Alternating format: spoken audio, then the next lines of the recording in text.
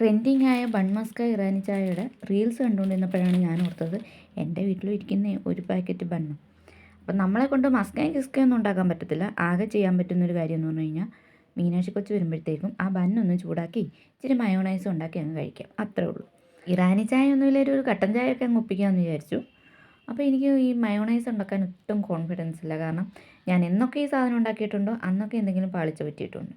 പിന്നെ എന്തായാലും ഒന്ന് ഉണ്ടാക്കി നോക്കിയെങ്കിലും ആദ്യമേ ഒന്നുകൂടെ യൂട്യൂബിലൊക്കെ നോക്കിയിട്ടാണ് ഉണ്ടാക്കിയത്. കുഴപ്പമൊന്നുമില്ലായിരുന്നു. മയോണൈസ് നല്ലോണം നന്നായിട്ട് കിട്ടിയിട്ടുണ്ടായിരുന്നു. പിന്നെ വെളുത്തുള്ളിയുടെ ടേസ്റ്റ് ഇച്ചിരി മുമ്പ് നിൽക്കുമായിരുന്നു, എന്നാലും പ്രശ്നമില്ലായിരുന്നു. പിന്നെ ബന്നിൻ്റെ കൂടെ കഴിക്കാനായതുകൊണ്ട് ഞാൻ ഇച്ചിരി കൂടുതൽ പഞ്ചസാര ആഡ് ചെയ്തിട്ടുണ്ടായിരുന്നേ. ഒരുപാട് കൂടുതലല്ല, ഒരല്പം. അങ്ങനെ വലിയ കാര്യത്തിൽ തവയെ വെച്ച് ബന്നൊക്കെ ഒന്ന് മുറിച്ച് ചൂടാക്കി മയോണൈസൊക്കെ തേച്ച് എൻ്റെ ഭർത്താവിൻ്റെ കൊണ്ട് കൊടുത്തപ്പോൾ അങ്ങേരെ ആട്ടുംകാട്ടം കാണുന്ന പോലെ ഇത് കാണുന്നത്. ആ പുള്ളിക്ക് ഒട്ടും ധൈര്യമില്ല ഞാനുണ്ടാക്കിയ മയോണൈസ് കഴിക്കാൻ. എന്തൊരു മനുഷ്യനാണെന്ന് നോക്കണേ. എങ്ങനെയെങ്കിലും എന്തെങ്കിലുമൊക്കെ ഉണ്ടാക്കി ഒന്ന് വൈറലാവാമെന്ന് വിചാരിച്ചു കഴിഞ്ഞാൽ അങ്ങേര് സമ്മതിക്കത്തില്ല. പിന്നെ എന്തുണ്ടാക്കിയാലും അത് കഴിച്ചു തീർക്കാനുള്ള ധൈര്യം എനിക്കുള്ളത് കൊണ്ട് എന്നെ ആർക്കും തോൽപ്പിക്കാൻ പറ്റത്തില്ല. അപ്പോൾ എൻ്റെ ഇന്നത്തെ വിശേഷം ഇത്രയൊക്കെ ഉള്ളൂ. അപ്പോൾ ഇനി പിന്നെ കാണാവേ.